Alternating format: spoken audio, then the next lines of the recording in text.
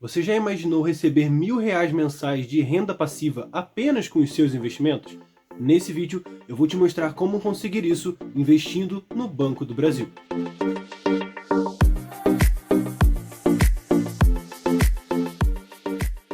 O Banco do Brasil tem chamado muita atenção do mercado, e isso porque ele se consolidou como uma referência entre os grandes bancos, inclusive registrou um lucro líquido de mais de 17 bilhões de reais nos primeiros 6 meses de 2023, o que representa quase 20% de crescimento em relação a 2022. E esse resultado é impulsionado por uma carteira de crédito trilionária, que ultrapassou os 1,04 trilhão de reais, o que acarretou uma grande alta ao longo desse ano nas ações da empresa, o que acabou impressionando muitos investidores. Fora isso, o Banco do Brasil também incentiva o agronegócio, por meio do fornecimento de crédito, ou seja, acaba trazendo novos clientes também desse ramo. Além disso, o Banco do Brasil conta com mais de 4.000 agências espalhadas por todo o país, além de 19 mil correspondentes. É até difícil encontrar alguém que não saiba onde tem uma agência, na verdade. E isso é possível por conta da longa história desse banco, sendo a primeira instituição financeira do Brasil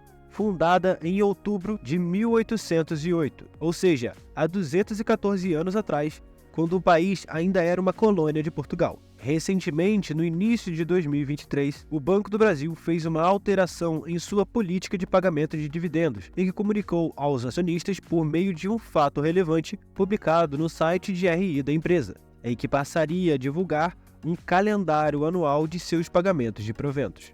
Isso acabou impactando positivamente a visão do mercado em relação à empresa, o que ajudou na valorização de mais de 50% dos ativos na Bolsa de Valores. Apesar da inadimplência de devedores ser um problema geral para os grandes bancos, afetando assim a provisão para devedores duvidosos, o Banco do Brasil aderiu ao programa Desenrola Brasil, facilitando a renegociação de dívidas. Com isso, o Banco do Brasil já ultrapassou os 10 bilhões de reais em renegociações de dívidas de diversas famílias brasileiras, o que não ajuda apenas a reduzir esse problema no Brasil, mas também aumenta as suas próprias margens, podendo esse fato ser relevante para o acionista de modo geral e para você que está assistindo esse vídeo. E antes de falar especificamente do conteúdo desse vídeo, eu queria agradecer o apoio de todos que estão ajudando a formar a nossa comunidade aqui nesse canal. E eu queria comentar aqui com você que eu tenho trazido diversos conteúdos aqui nos vídeos e para isso são necessárias várias horas preparando roteiros e também para a produção e edição dos vídeos. E para continuar trazendo esses conteúdos, tudo que eu te peço é para que você deixe o seu like aqui embaixo se esse vídeo te agregar algum conhecimento e principalmente se inscreva no canal e ative também o sino de notificações para receber os próximos conteúdos. E saiba que essas ações vão ajudar muito a nossa comunidade a crescer.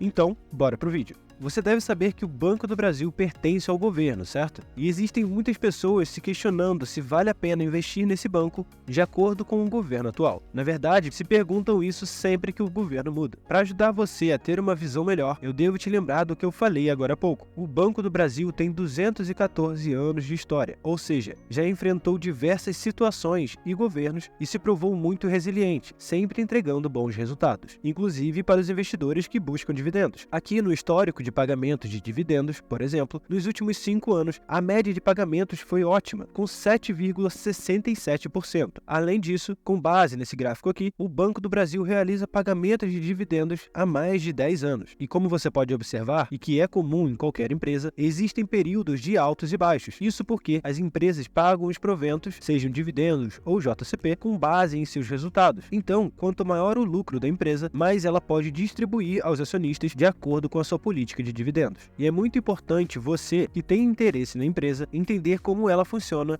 e como ela ganha dinheiro. O Banco do Brasil, por exemplo, atua com serviços bancários, gestão de fundos, serviços não financeiros, meios de pagamento, seguros, previdência e capitalização, e também o mercado de capitais, onde o banco é líder em diversos segmentos, além de apresentar sólido desempenho financeiro há muitos anos. E é bom te lembrar que, apesar do nome, o Banco do Brasil está presente em 110 países por meio de rede própria e correspondentes bancários. E ele atua de forma internacional desde 1941. E eu vou sempre trazer aqui, para esclarecer a possível dúvida que surgir, quais ações a empresa tem. No caso, o Banco do Brasil tem apenas um tipo de ação listado na Bolsa de Valores. O código dessa ação é BBAS3, ou seja, a ação ordinária da empresa, o que dá direito ao voto. Inclusive, se você quiser saber qual a diferença entre as ações ordinárias, preferenciais e units, sugiro que você assista a esse outro vídeo do canal, que está linkado aqui no card. E se você está se perguntando por que o Banco do Brasil tem apenas as ações ordinárias, enquanto outras empresas também têm os outros tipos, eu te explico.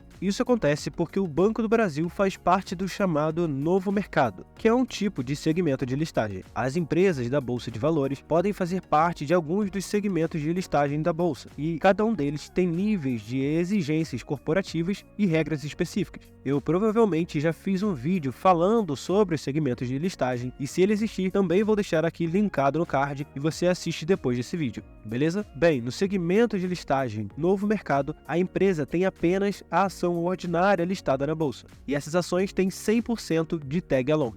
Ou seja, caso a empresa seja vendida, o comprador tem a obrigação de oferecer o mesmo preço pago por ação dos antigos donos para os acionistas minoritários. Além disso, o Banco do Brasil tem um ótimo free float de 49,58%, apesar de ser controlado pelo governo. Lembrando que free float é o percentual de ações da empresa disponíveis para negociação no mercado, sendo que acima de 25% já pode ser considerado um bom percentual. E é importante lembrar que as ações são negociadas normalmente no lote padrão de 100 ações. Ou seja, se a ação custar R$10, o investidor precisa desembolsar no mínimo R$1.000. E isso acaba afastando os pequenos investidores. Então, por conta disso, existe o mercado fracionário, que permite que você compre a unidade das ações. Ou seja, se você quiser comprar apenas uma ação, ao invés do lote com 100, você consegue. E para ativar o mercado fracionário, basta adicionar a letra F no final do ativo. E o melhor de tudo é que o mercado fracionário também recebe dividendos e garante os direitos da mesma forma que o mercado de lote padrão. E agora, analisando os indicadores, comparando aqui o Banco do Brasil com outros grandes bancos, podemos notar rapidamente que o Banco do Brasil tem os melhores números em quase todos os indicadores que eu selecionei, com exceção apenas do crescimento anual composto da receita nos últimos 5 anos, em que o Itaú leva a melhor. Em relação ao PL, o Banco do Brasil é o mais descontado em relação aos seus lucros, com 4,31. A relação preço sobre valor patrimonial, o Banco do Brasil, com 0,34, empata com Santander e Bradesco. Ou seja, para cada R$100 de patrimônio, você estaria pagando apenas R$84. E olhando para o Dividend Yield, o Banco do Brasil ostenta os seus 9,50% de pagamento de proventos nos últimos 12 meses. Além disso, quando comparamos os lucros, o Banco do Brasil tem 16,62% de taxa de crescimento de seus lucros e fica muito claro que ele está disparado na frente de seus concorrentes, em que o Itaú tem apenas 4,85% e o Bradesco e Santander ficaram com valores negativos nessa taxa. Olhando agora para as projeções corporativas do Banco do Brasil, lembrando que são informações diretamente do site de RI da empresa, que eu sempre falo para você acessar das empresas que têm interesse, e é possível observar que os números aqui presentes foram revisados, mas de uma boa forma, pois são números com projeções de crescimento maiores que as feitas inicialmente no ano de 2023, como por exemplo sobre a carteira de crédito, em que o crescimento estava previsto entre 8% e 12%, mas como no primeiro semestre de 2023 um aumento de 15,3% foi observado, decidiram alterar então essa projeção do ano para um valor entre 9% e 13% de crescimento. As projeções foram boas em sua maioria, com exceção da PCLD ampliada, que é basicamente o crédito que está em risco de não ser quitado pelos clientes, ou seja, a inadimplência de devedores que já falei no início do vídeo. Nesse caso, a previsão era de que a empresa terminasse o ano de 2023 com um valor entre 23 e 19 bilhões de reais de prejuízo, mas nos 6 primeiros meses já foi observado um prejuízo de 13 bilhões de reais por conta da inadimplência, então a revisão é de que o prejuízo de inadimplentes termine o ano entre 27 e 23 bilhões de reais. Em relação aos outros indicadores aqui, as projeções foram mantidas, inclusive o próprio lucro líquido ajustado, que deve terminar o ano entre 33 e 37 bilhões de reais, sendo que já foram apurados nos 6 primeiros meses 17,3 bilhões de reais. Agora, abordando com mais detalhes o fato relevante que eu apresentei no início desse vídeo, é que de acordo com a política específica de remuneração aos acionistas, o Banco do Brasil comunica que o Conselho de Administração administração aprovou um payout de 40% para o exercício de 2023, ou seja, 40% dos lucros do banco deverá ser distribuído na forma de dividendos ou JCP. Além disso, esse fato relevante trouxe também o calendário com as datas dos pagamentos antecipados e também dos pagamentos complementares. Se você não entende como eles funcionam, eu te explico. O Banco do Brasil faz pagamento em forma de JCP dos lucros que serão distribuídos no próximo trimestre, mas esse pagamento é realizado de forma antecipada e por isso recebe esse nome. Com isso, quando termina esse período, o banco revisa o quanto ele distribuiu e o quanto ele ainda pode distribuir. Como normalmente é possível aumentar a distribuição feita, ele faz o pagamento complementar. E é por isso que normalmente tem aqueles pagamentos duplos que os acionistas adoram. Agora eu trago aqui para você uma projeção com base nos valores apresentados pelo RI da empresa, como eu mostrei anteriormente, e o cálculo do preço teto. Sendo pessimista, ou seja, com o pior cenário previsto pela empresa, o lucro projetado será de 33 bilhões de reais. E como apresentado no fato relevante, o payout é de 40% para 2023. Assim, é possível calcular que o dividendo esperado por ação do Banco do Brasil é de aproximadamente R$ 4,60.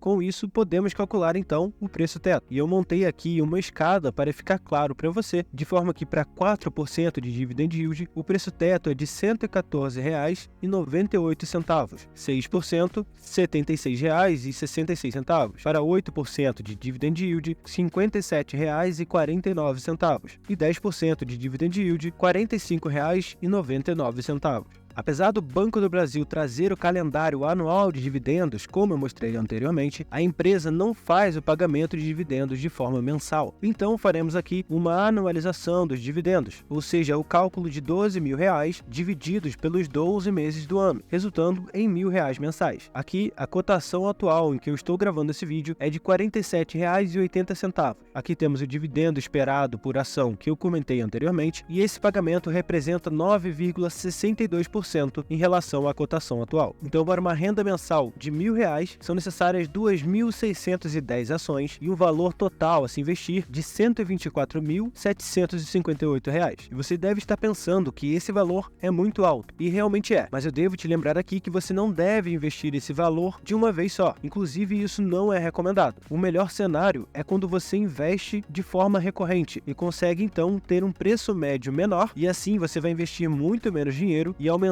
o seu próprio dividend yield, chamado de yield on cost. E eu fiz aqui uma simulação com outros dois preços médios para te mostrar a importância da consistência e aproveitar as oportunidades no mercado. Então, se você conseguir um preço médio de R$ 40, esse mesmo pagamento de dividendo vai te garantir 11,50% de dividend yield, ou seja, yield on cost. Da mesma forma, se você conseguir um preço médio ainda menor, o yield on cost vai ser maior ainda, sendo o maior dentre os que estamos analisando. Então, para um preço médio de R$ 40, serão necessárias as mesmas 2.610 ações, afinal, o dividendo é pago pela quantidade de ação e não o valor que você investiu na empresa, e você teria desembolsado um total de R$ 104.400. Para R$ 35 de preço médio, serão necessárias também as mesmas 2.610 ações, mas agora o valor total investido seria de apenas R$ 91.350, ou seja, uma economia de 26,78%.